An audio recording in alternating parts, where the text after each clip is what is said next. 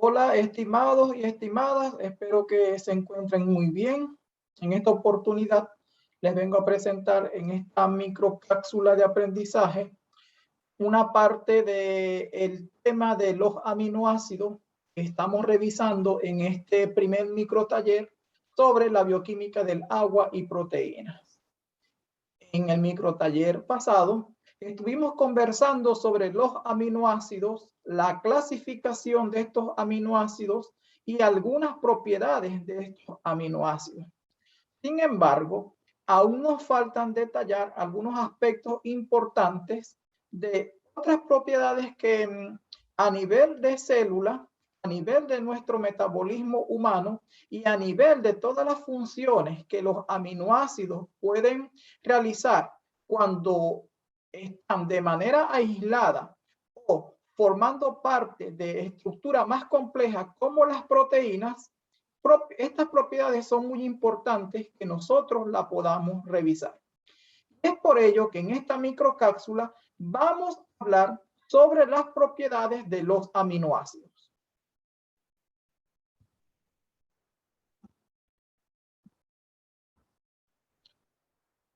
Antes de hablar de esas propiedades, es muy indispensable recordar la definición de los aminoácidos.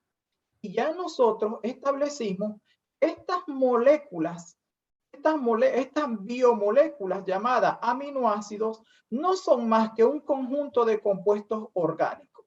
Compuestos orgánicos, puesto que están constituidos por átomos de carbono, por átomos de hidrógeno y por átomos de oxígeno y por átomos de nitrógeno.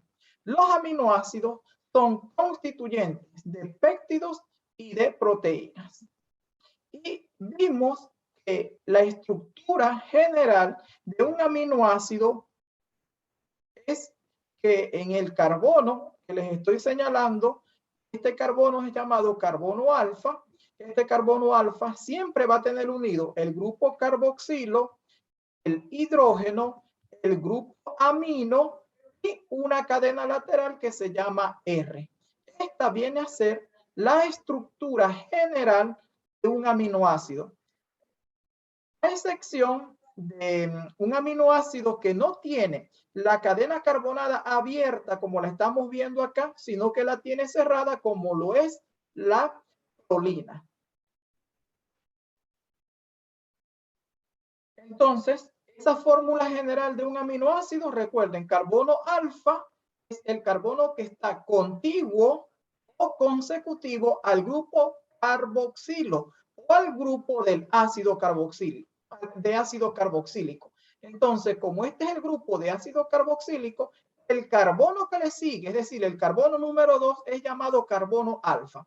Todos los aminoácidos tienen un carbono denominado carbono alfa.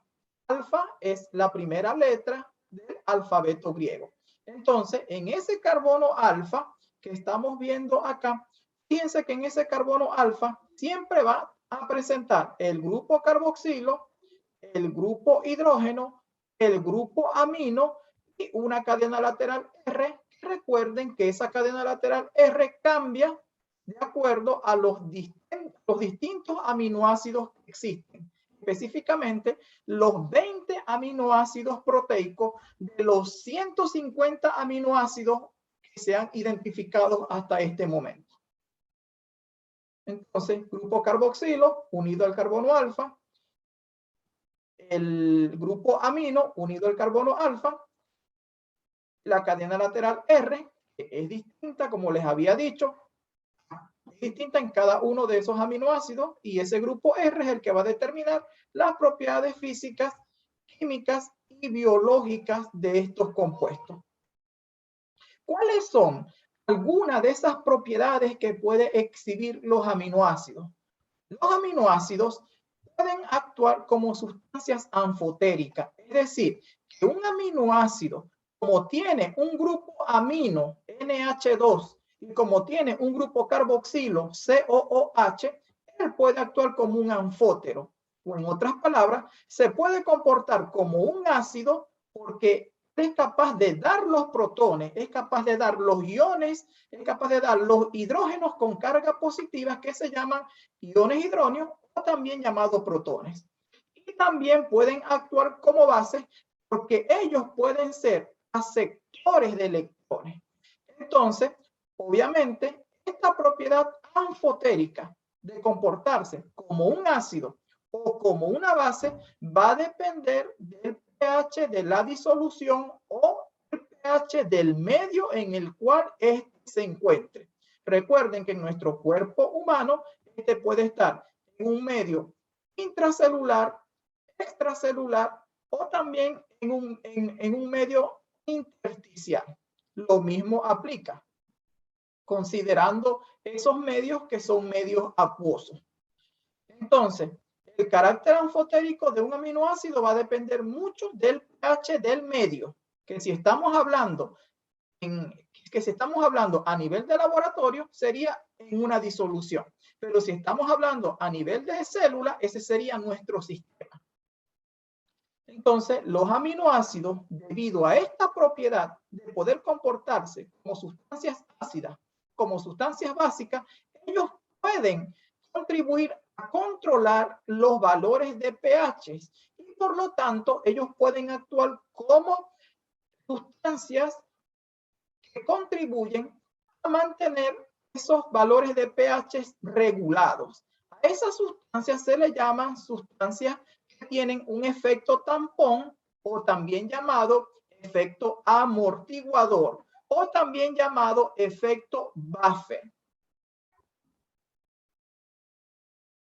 En virtud de esta propiedad ácido-base de los aminoácidos, de esta propiedad anfotérica, también los aminoácidos pueden contribuir a la homeostasis, o en otras palabras, al equilibrio del medio interno de un ser vivo. Los valores de pKa de estos aminoácidos, específicamente los valores para los grupos ionizables, aquellos grupos que tengan ya sea un grupo carboxilo adicional o un grupo amino adicional, muchas veces se encuentran alejados del pH habitual. En nuestro organismo, que ese pH está cercano a la neutralidad, es decir, se encuentra en el rango de pH igual 7. A eso se refiere pH neutro.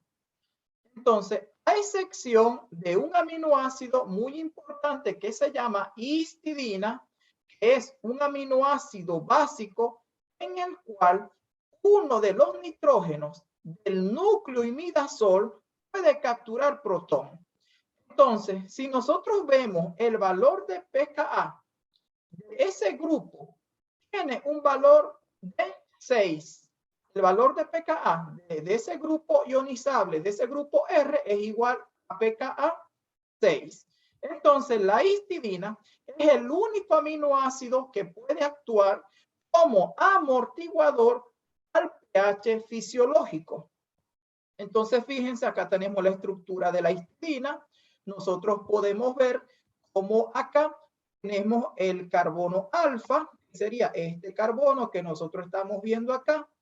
En ese carbono alfa, recuerden que está el grupo amino de las aminas. Recuerden que está el grupo carboxilo de los ácidos carboxílicos. Está el hidrógeno, ¿verdad? Y también está el grupo R, que sería todo este que nosotros estamos viendo acá. Entonces, fíjense que este carbono tiene los 4 grupos. Este es el aminoácido histidina, que es el único aminoácido que tiene un valor de pKa de la cadena lateral, es decir, el pKa de esta cadena, de la cadena del grupo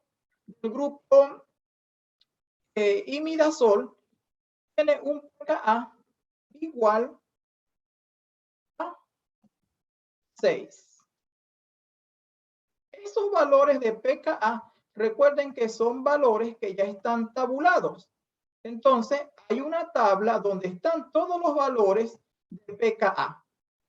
Así que, para poder comprender esto, nosotros tenemos que estar revisando esa tabla que en la actividad pasada yo les pude compartir a cada uno de ustedes.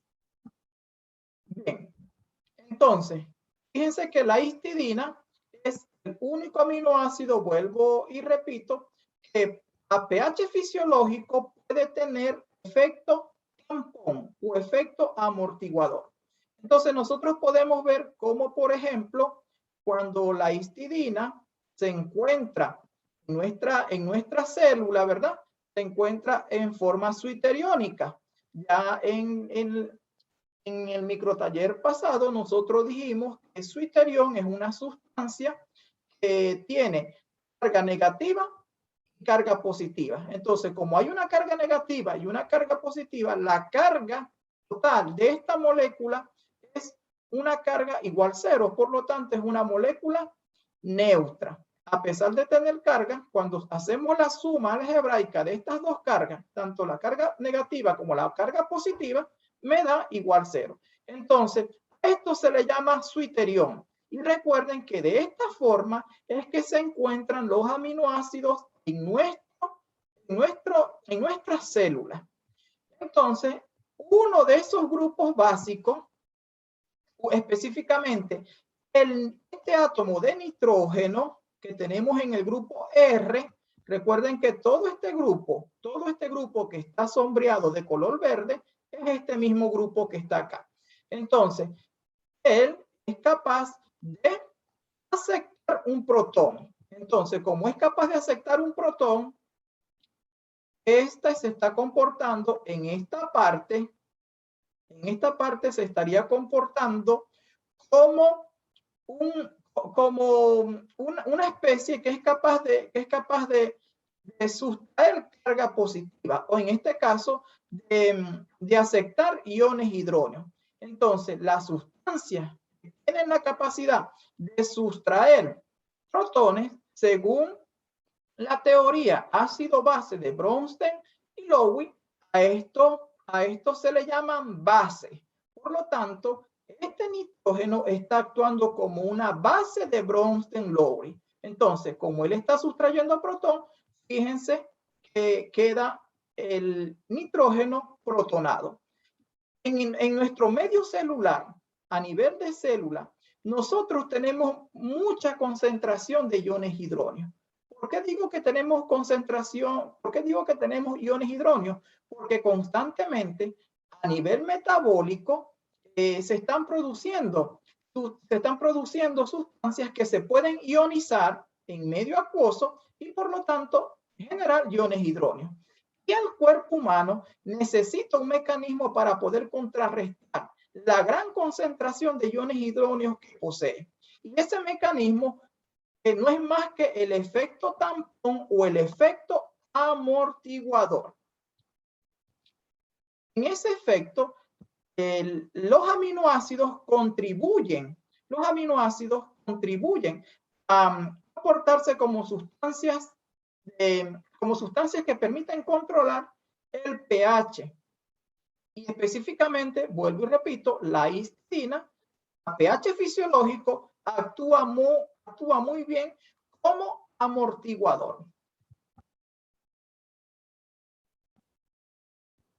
Bueno, miren entonces que los datos extraídos de la tabla, los datos que pude extraer de la tabla, vemos que está el nombre del aminoácido, vemos que están los valores de pKa del grupo carboxilo, los valores de pKa del grupo amino y los valores de pKa del grupo R. Fíjense que aquí ese valor de pKa es igual a 6. A pH fisiológico, la histidina funciona muy bien. Ok, vamos entonces a recordar un poco cuáles son los límites que nosotros podemos encontrar los límites que nosotros podemos encontrar de pH a nivel de nuestra célula. Entonces, por ejemplo, vemos que en el caso, en un momento que estoy anotando ya. Ok, vemos que a nivel celular los límites de pH varían según el medio, es decir, según el medio en el cual nosotros estemos haciendo referencia, ya sea a nivel intracelular o a nivel extracelular. Pero los límites de pH de la célula de forma general es aproximadamente entre 6 y 8. Solo los restos de aminoácidos que estén próximos a este valor pueden tener efecto tampón. ¿A qué se dice restos de aminoácidos? Aquellos aminoácidos cuya cadena lateral, es decir, cuyo R, cuyo sustituyente esté dentro de este rango. Por eso es que la histidina funciona muy bien. Entonces, la histidina tiene un efecto tampón a nivel de célula. No significa que los demás aminoácidos no funcionen como tampones. Sí funcionan como soluciones amortiguadoras o como tampones, pero a nivel de nuestro cuerpo, a nivel de nuestras células, no funcionan. Para nuestro cuerpo no funcionan, solo la histidina. Los límites de pH a nivel de sangre se encuentran entre 7.35 a 7.45. Cuando estos límites de pH estén por debajo de 7.35 o por encima de 7.45, entonces allí tenemos varias consecuencias. Se considera que una persona sufre de acidosis cuando el pH de su sangre es menor a 7.35, es decir, está aumentando la concentración de iones hidrógenos.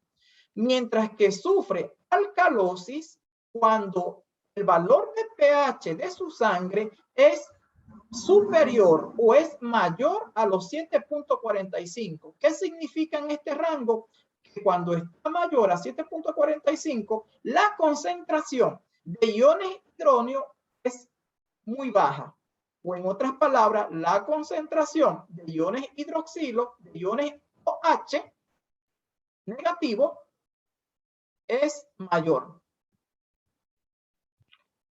Los límites de pH a nivel de sangre, entre los cuales es posible la vida humana de un adulto, son entre 7.0 y 7.8. Entonces podemos ver cómo nosotros podemos tener un pH que sea un pH neutro o un pH ligeramente básico, porque después que pasa los 7, entonces estamos hablando de un pH básico, pero este pH básico no es un pH que se encuentra, no sería un pH cuya concentración de iones hidroxilo sean muchos mayores. Tendría que llegar a pH igual 14 para decir que hay mucha concentración de iones hidroxilo. Entonces, nuestra sangre funciona muy bien en estos rangos de pH, entre 7 a 7.8. Esos serían los límites del pH sanguíneo. Entonces, el hecho de que los aminoácidos puedan funcionar como amortiguadores se debe a que ellos pueden actuar como ácido y pueden actuar como base. ¿Cuándo actúan como ácido? Cuando ellos donan iones hidrógenos.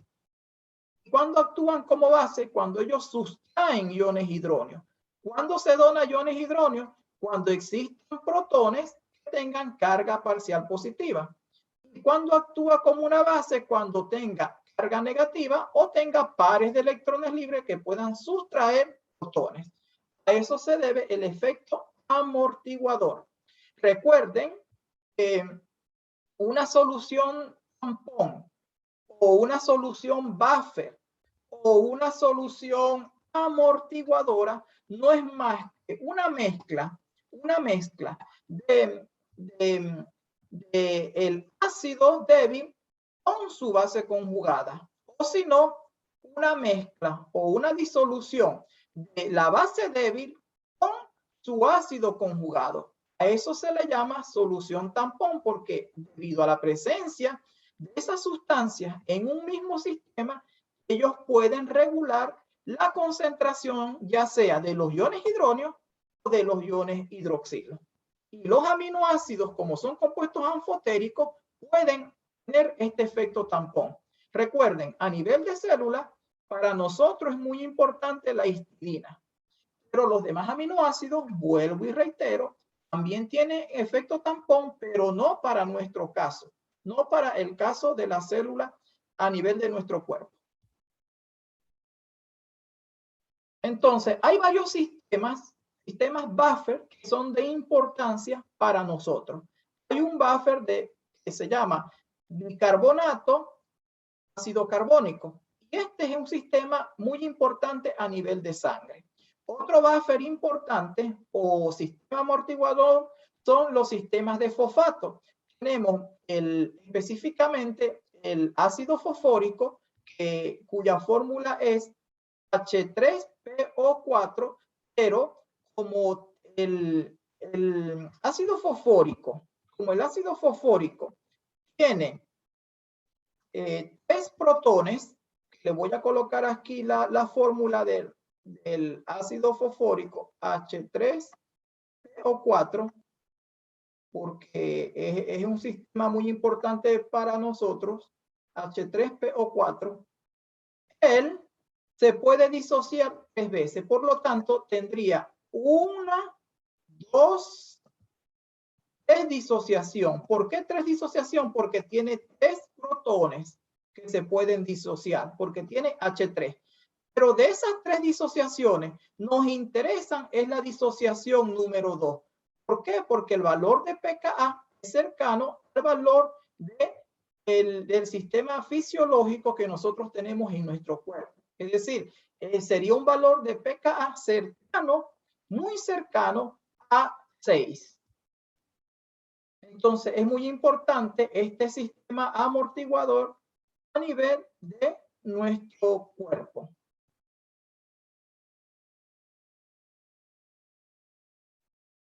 Bien. Continuamos entonces.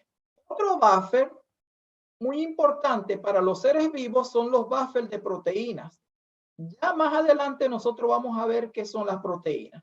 Pero como las proteínas están constituidas por la unión de aminoácidos, quiere decir que esas proteínas también pueden actuar como solución tampón, como sistemas buffer, porque tanto en sangre como dentro de la célula, ellas participan en la regulación de los valores de pH.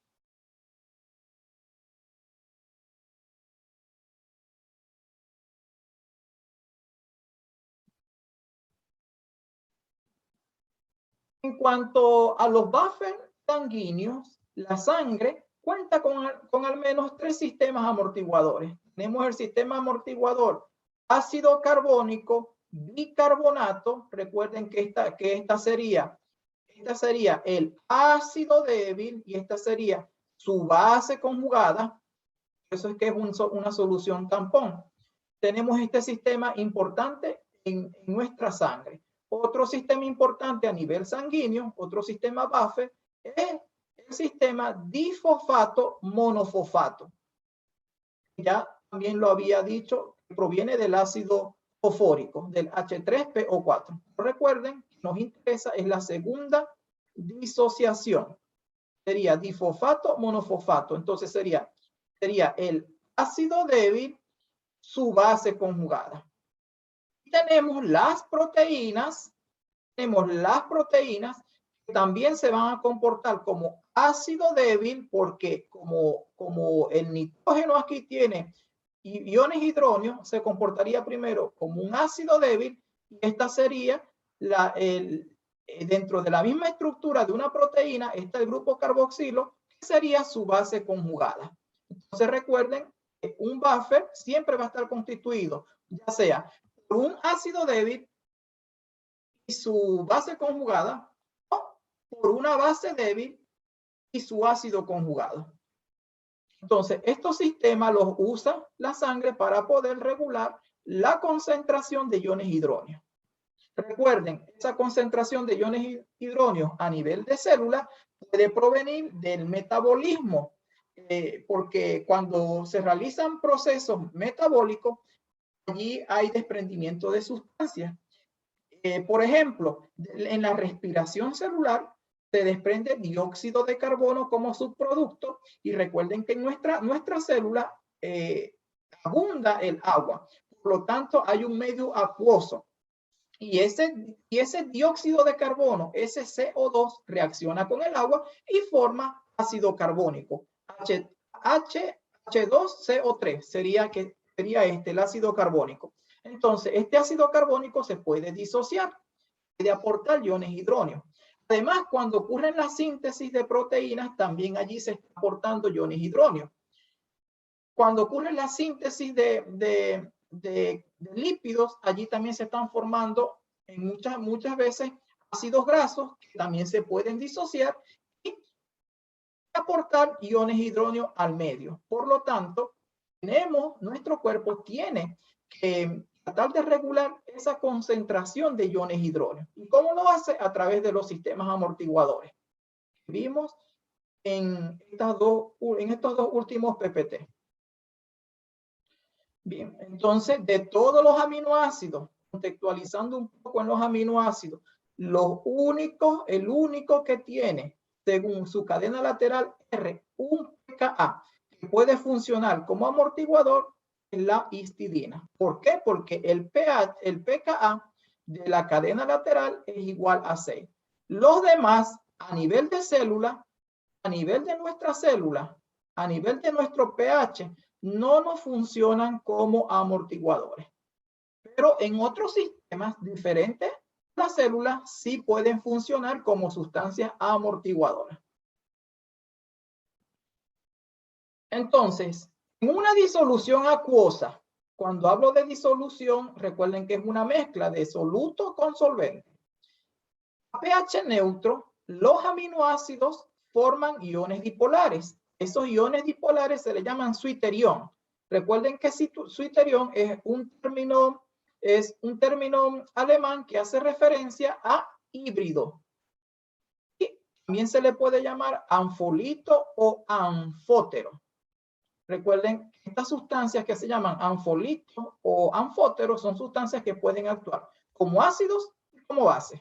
Y los aminoácidos, como tienen grupo carboxilo y grupo amino, ellos pueden actuar como ácidos o como base, es decir, son anfóteros. Entonces, para ir concretando, vemos el carácter anfotérico de los aminoácidos. Entonces, vemos acá que en todo aminoácido siempre vamos a tener el grupo carboxilato, ¿verdad? Porque aquí está en forma zwitteriónica, así están los aminoácidos a nivel de célula. Vemos el grupo amino, específicamente protonado como NH3. Entonces, ellos, cuando se está aumentando el pH, ¿por qué se está aumentando el pH? Porque aquí se está añadiendo iones hidróneos. Entonces, ¿qué es lo que hace el grupo carboxilo? Como tiene carga negativa,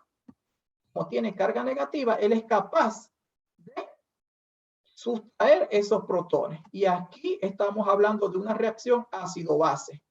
Entonces, aquí el grupo carboxilo se está comportando como una base, de Bronsted-Lewis. Aquí sería él como una base. Entonces, sustrajo el protón en el medio de la reacción que está en nuestra célula, ya sea a nivel extracelular, si es que esto está a nivel extracelular, o a nivel intracelular, si es que esto está a nivel intracelular. Lo mismo pasa. Entonces, el grupo carboxilo, como tiene carga negativa, puede actuar como base porque él sustrae protón, como base de Bronsted-Lewis.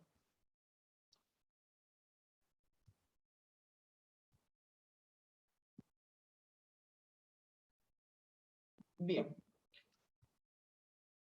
Además, los aminoácidos no solamente actúan como base, sino que pueden actuar como ácido. ¿Y en qué momento actúan como ácido?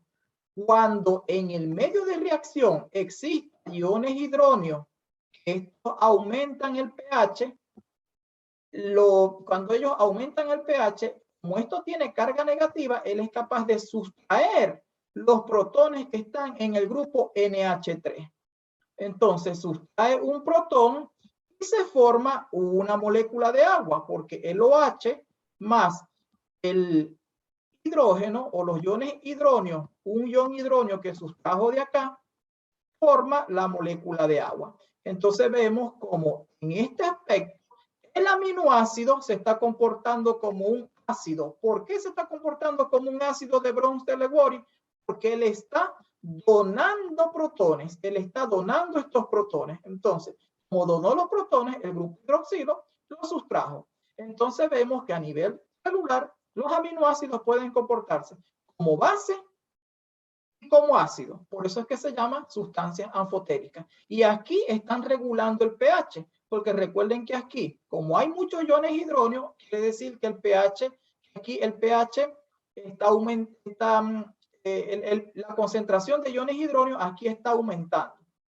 Y en este caso, la concentración de iones hidroxilos también está aumentando porque se está añadiendo grupos básicos al medio, ya sea a la célula o si estamos hablando de otro sistema. Entonces, recordar el hecho de que los aminoácidos pueden actuar como sustancias anfotéricas y esto contribuye a que ellos puedan comportarse como sistemas amortiguadores o como sustancias buffer. Entonces, en el primer caso, cuando el pH disminuye, vemos que el aminoácido se comporta como una base. Vemos que se comporta como una base. ¿Por qué decimos que el pH disminuye? Porque estoy aumentando la concentración de iones hidróneos. Es decir, lo estoy llevando más a un valor cercano a 0. Recuerden la escala de pH que va de 0 a 14. Entonces, mientras más cerca esté del 0, más ácido es. Y mientras más lejos esté del 0, más básico es. Pero si el valor de pH está en un valor igual 7, sería un pH neutro. Entonces, en estas condiciones vemos que como está aumentando la concentración de iones hidróneos, quiere decir que el pH está disminuyendo, se está acercando a 0. Y en estas condiciones, los aminoácidos, de manera zwitteriónica, se está comportando como base gracias al grupo carboxilato, que tiene carga negativa. Entonces, el aminoácido se comporta como una base. Ahora, cuando aumenta la concentración de iones hidroxilo, es decir, cuando es alcalino o cuando es básico, vemos que el aminoácido tiene otro comportamiento. Y vemos que en estas condiciones, en esta segunda condición, el pH está aumentando. ¿Por qué? Porque estoy añadiendo iones hidroxilo. Entonces, el pH estaría aquí, digamos que cercano a 14. No estoy diciendo que el valor es 14, sino que es cercano a 14. Quiere decir que está aumentando la concentración de iones hidroxilo, es decir, de OH negativo. Y en estas condiciones, vuelvo y repito, el aminoácido se comporta como un ácido, porque él va a donar los iones hidróneos. Tiene el grupo NH3, que tiene el grupo amino protonado. Entonces, en medio ácido, los aminoácidos se comportan como una base. ¿Por qué? Porque sustraen iones hidróneos del medio. Y en medio básico, los aminoácidos se comportan como ácidos. ¿Por qué? Porque ellos están donando iones hidróneos al medio. Y esos iones hidróneos se convierten con la participación del grupo hidroxilo en moléculas de agua. Entonces, esto contribuye a que los aminoácidos puedan actuar como sustancias anfotéricas y que puedan actuar, obviamente, como solución tampón o que puedan actuar como un sistema amortiguador.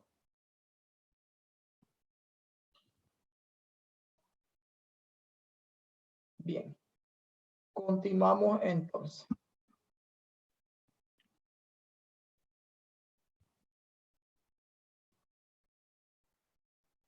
Bien, entonces recuerden la escala de pH que está entre un valor de 0 a 14. Entonces, si está cercano a 0, más ácida es la solución. Si el pH es igual a 7, la disolución o el sistema es neutro porque tiene la misma concentración tanto de iones hidronio como de iones hidroxilo. Ahora, si el medio es básico, significa que está aumentando la concentración de iones hidroxilo, de carga negativa, de OH negativo. Entonces, el pH aquí estaría cercano al valor de 14.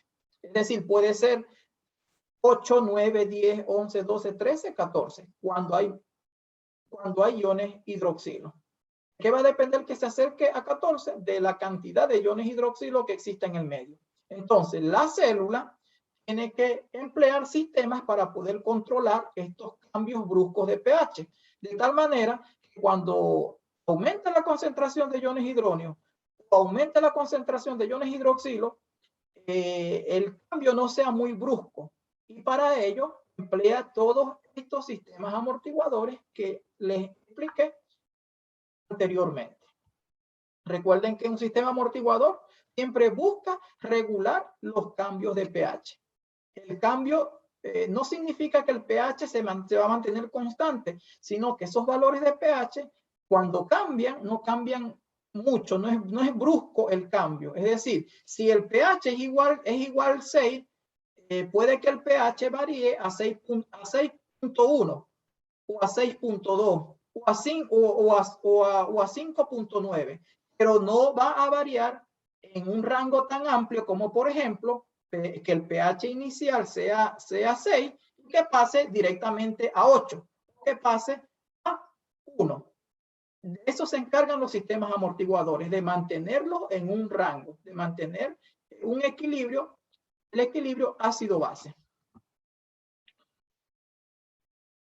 Bien. Como ya hablamos de la capacidad amortiguadora, de la propiedad amortiguadora de los aminoácidos, vamos a hablar de lo que es el enlace peptídico. Cuando hablamos de enlace peptídico, estamos hablando de una unión. Y esa unión no es más que el enlace entre aminoácidos. La unión de aminoácidos da lugar a largas cadenas que se llaman péptidos, que dependiendo de la cantidad de aminoácidos que se unan, esas cadenas pueden ser muy largas o pueden ser cadenas cortas. Entonces, el enlace peptídico no es más que un enlace covalente entre el grupo carboxilo de un aminoácido y el grupo amino del otro aminoácido. Y siempre se forma una molécula de agua como producto. Entonces vemos cómo el enlace peptídico no es más que la unión del grupo amino de un aminoácido con el grupo carboxilo del otro aminoácido. Y siempre se desprende una molécula de agua. Y se forma un enlace que se llama enlace peptídico, que sería este enlace que nosotros estamos viendo acá. Sería este enlace entre el grupo amino y el grupo carboxilo. Ese enlace se llama enlace amida. También se le llama enlace amida. Y como aquí se unió un aminoácido con otro aminoácido, es decir, como se unieron dos aminoácidos, aquí se formó una molécula que se llama dipéptido. Di, que significa dos. Es decir, los dipéptidos están formados por dos aminoácidos.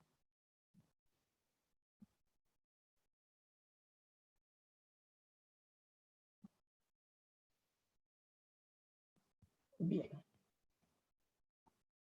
Entonces, el enlace peptídico se da siempre entre los átomos del grupo carboxilo y del grupo amino del aminoácido. Pero ese enlace siempre va a estar en un mismo plano. Esto es, el hecho de que ellos se encuentren en un mismo plano impone ciertas restricciones a la forma de la cadena polipeptídica. Vemos, por ejemplo, cómo cuando se une el grupo amino de un aminoácido con el grupo carboxilo de otro aminoácido, cuando ocurre esa reacción química, vemos que se forma una molécula de agua y que además se forma el enlace peptídico, que es un enlace amida, porque tiene el grupo carbono, doble enlace oxígeno, y ese grupo está unido un nitrógeno. A esos compuestos se les llama amida. Entonces se forma un enlace amida o también conocido como enlace peptídico. Entonces, a eso se le llama enlace peptídico. Unión covalente.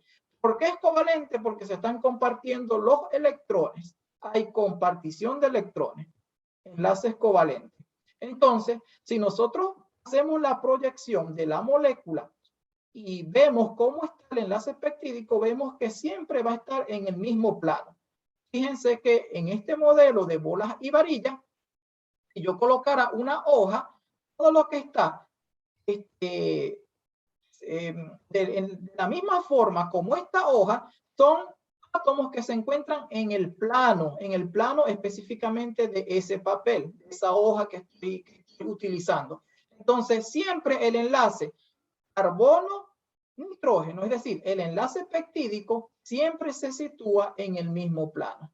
Entonces, eso permite que la molécula, este enlace no pueda rotar libremente. Y eso impide que la cadena polipeptídica pueda cambiar. ¿Por qué? Porque este enlace va a carecer de movimiento, va a carecer de rotabilidad. A eso se refiere cuando hay restricción en la forma de la cadena polipeptídica. Entonces, fíjense que el enlace peptídico está en el mismo plano. Entonces, aquí tenemos el grupo amino terminal, o también conocido como N-terminal, y tenemos el grupo carboxilo terminal, o también llamado grupo C-terminal. Los aminoácidos, cuando se unen dos o más aminoácidos, se forman los llamados péptidos. Unión de aminoácidos da lugar a péptidos. Si se unen dos, sería dipéptido. Entonces, siempre se lee un péptido de izquierda a derecha. Y siempre va a tener el grupo amino terminal y el grupo carboxilo terminal. Ambos se les llama terminal. Entonces, los péptidos son moléculas formadas por aminoácidos. ¿Cómo se unen? A través de enlace peptídico. Si se unen dos aminoácidos, entonces estaríamos hablando de un dipéptido. Si se unen 3 aminoácidos, entonces estaríamos hablando de un tripéptido. Si se unen varios aminoácidos hasta llegar a 10 o menos de 10, a esas sustancias se le llaman oligopéptidos. Oligo significa poco. Ahora, si se unen muchos aminoácidos o más aminoácidos de 10 o más de 10 aminoácidos unidos, a esas uniones o a esas sustancias que se forman o a esos compuestos que se forman se llaman péptidos compuestos por más de 10 aminoácidos, que se llaman polipéptidos. Poli significa mucho. Ejemplo, la insulina y el glucagón son hormonas producidas por el páncreas que controlan el nivel de glucosa en sangre. La insulina, por ejemplo, es una proteína. ¿Qué significa que sea proteína? Que tengan muchos aminoácidos, específicamente aproximadamente más de 50, es decir, 50, 51, 52. Eso va a depender del número de aminoácidos. Entonces, cuando el número de aminoácidos es 50 o mayor a 50, estamos hablando de una proteína. Y si es menor a 50, estaríamos hablando de un péptido. Por eso es que la insulina es una proteína. La insulina está conformada por uniones de muchos aminoácidos, específicamente 51 aminoácidos. Y el glucagón es un péptido porque posee menos de 50 aminoácidos unidos. En el próximo microtaller vamos a detallar un poco más lo que son las proteínas. Entonces vemos como la unión de aminoácidos, todas esas esferas de color diferente son aminoácidos. La unión de aminoácidos da lugar los péptidos. Entonces, unión de aminoácidos mediante enlace peptídico forma péptidos. Recuerden, si se unen dos aminoácidos, se forma el dipéptido. Si se unen tres aminoácidos, se forma el tripéptido. Si se unen hasta 10 o menos de 10 aminoácidos, entonces se llama oligopéptido. Pero si se unen más de 10 aminoácidos, entonces estaríamos hablando de polipéptido. Poli, recuerden que significa mucho. Entonces, cuando la cadena polipeptídica tiene una masa molecular mayor a 6.000 Daltons, a esa molécula se le considera proteína. Pero si el valor de la masa molar o la masa molecular es igual a 5.000 Dalton o 6.000 Dalton, estaríamos hablando de un péptido. Pero si es mayor a 6.000 Dalton, entonces estamos hablando de una proteína. Específicamente, muchos autores señalan que no hay un límite preciso entre péptidos y proteínas. Y muchas veces colocan el 6.000 Dalton como un valor arbitrario. Y se ha elegido porque es la masa molar aproximada de la insulina, que fue la hormona que se pudo describir con exactitud su estructura. Entonces, esa insulina, recuerden que es una hormona, es una proteína que actúa como hormona, y esa hormona, esa insulina es producida por el páncreas y fue la primera proteína cuya estructura completa fue conocida con exactitud. Entonces se tomó la insulina como punto de referencia para diferenciar entre un péptido y entre una proteína.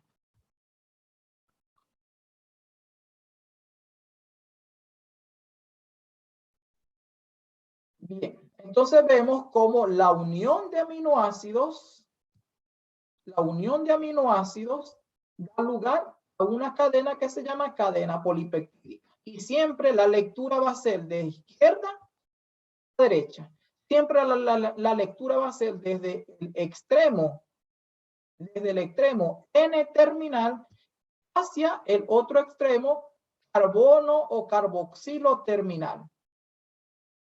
Toda cadena polipeptídica siempre va a tener el extremo en el cual queda un aminoácido con su grupo alfa-amina libre, es decir, el grupo NH3, y a ese se le considera como el comienzo de la cadena.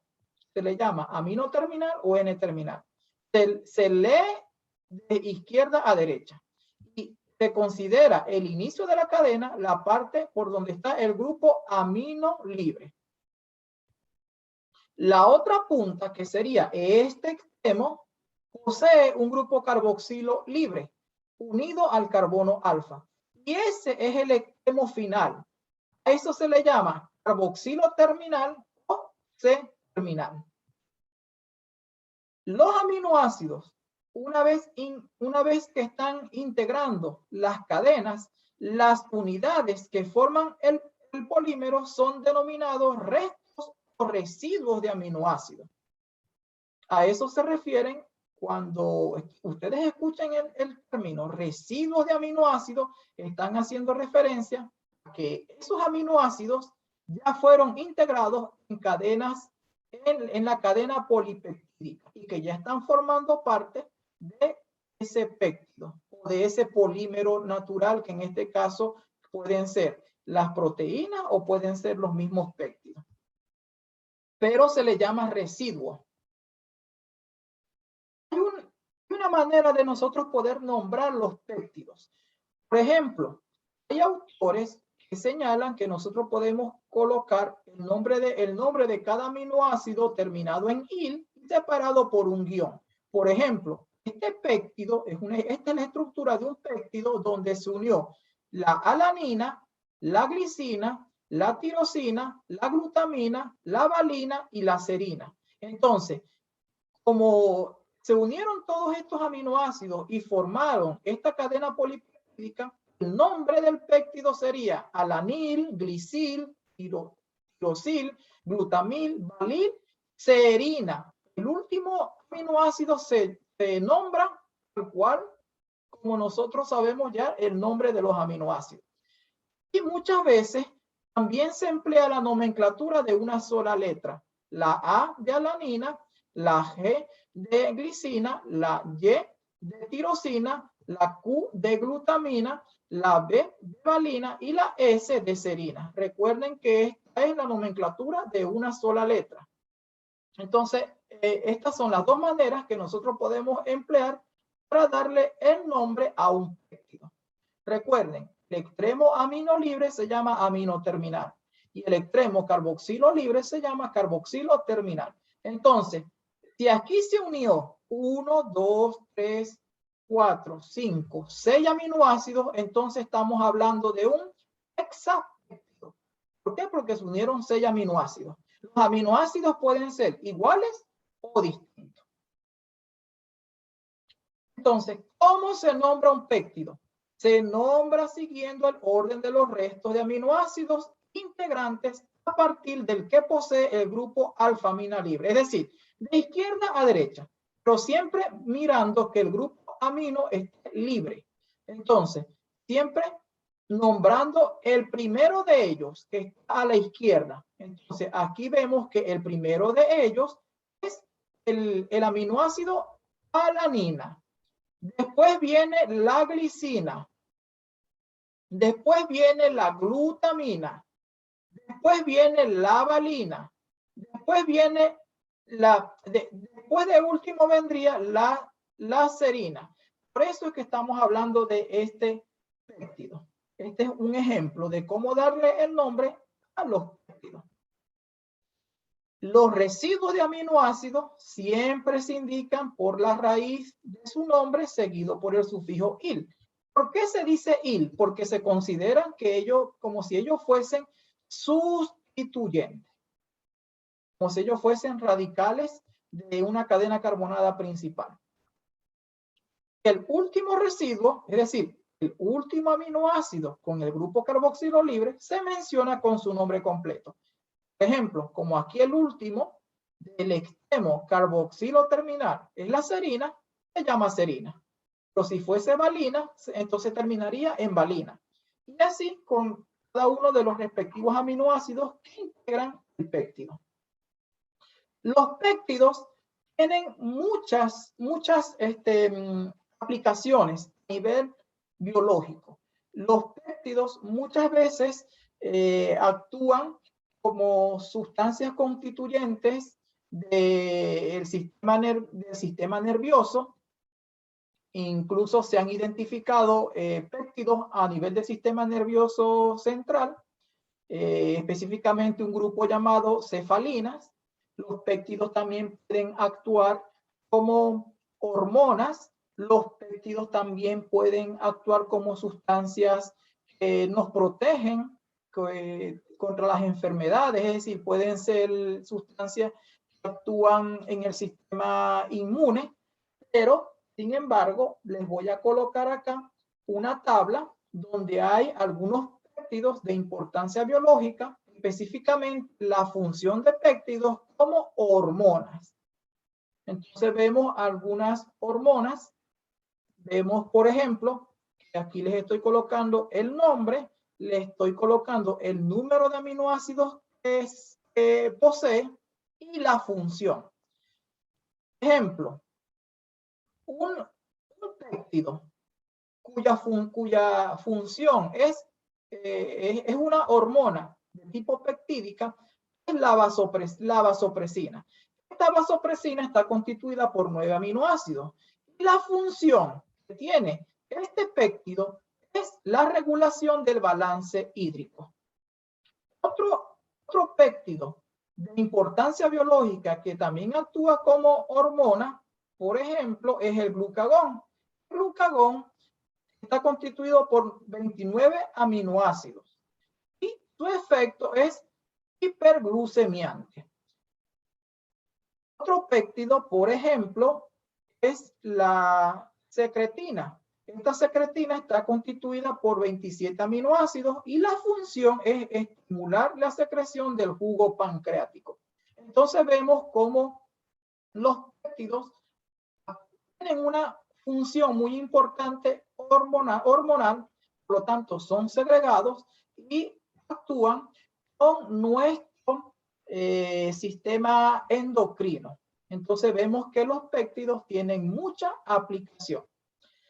Así que espero que esta microcápsula les sirva a ustedes para poder comprender las propiedades que tienen los aminoácidos. Recuerden, propiedades ácido-base, propiedades como sustancias amortiguadoras, propiedades como sustancias que pueden unirse a través de los enlaces peptídicos y formar péptidos.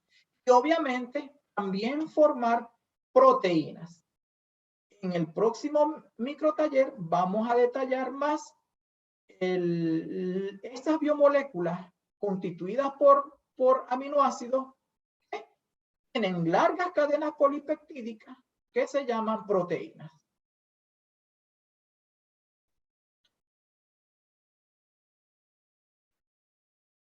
Así que vamos a dejar entonces hasta acá este video de esta microcápsula.